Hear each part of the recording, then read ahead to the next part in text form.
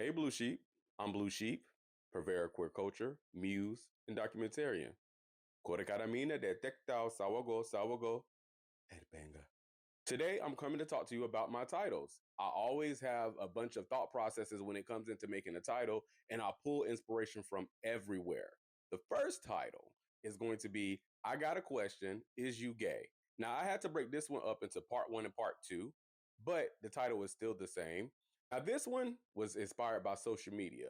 For the past few years, I've been seeing this meme or a tweet been floating around, and it was saying, remember when y'all asked me, was I gay in high school? And I said no. Then while I was figuring out the title, guess what happened? I had an interview with one of the Blue Sheep, and they told the exact same experience. So I was like, oh, this has to be the title. The next one is House of the Bitten Peach. Now, if you were born of a certain age, you may have had cable, you may have not had cable. Sometimes your cable was on, sometimes your cable was off. But there were channels that had free stuff on it. A lot of the free stuff for me, I found was like Kung Fu movies. And I started falling in love with Kung Fu, Chinese culture, Asian culture in general.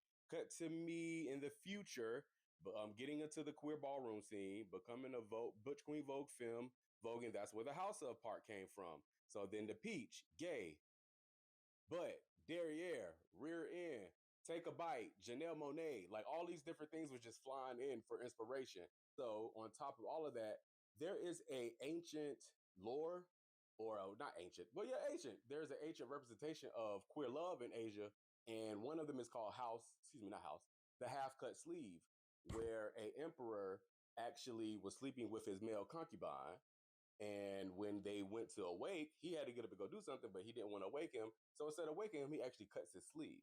Peach, Georgia Peach, Peach Cobbler, Peach, Peaches, Miss Peaches. So all of this was informed. So all of that was an amalgamation for me, basically. That's the third one. The third one I call the church in the closet.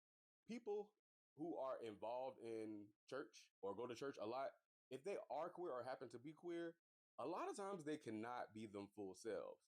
So even though they're going to church somewhere where they're supposed to be able to express themselves and be free and lay their burdens down, they still are like standing in the middle of a church in a closet, if that makes sense. Well, that's how I thought about it. The next and last episode for the volume, I usually do 4 episodes. The last and final episode of the volume is called Now We Know My Name. Now We Know My Name is based off of the James Baldwin book, Nobody Knows My Name. And I'm really inspired by James Baldwin. I love the way he spoke. I loved a lot of different things about him. He's very inspirational, very, very much a pioneer for me. Just the whole shebang, to be completely honest. I haven't read the book, but I have read Go Tell It on the Mountain. But I haven't read this particular book. But when I was reading the synopsis about it, it was about identity and feeling like where you belong. And a lot of times as a Black queer person, you kind of got to choose which way you're going to be first instead of just being everything everywhere all at once.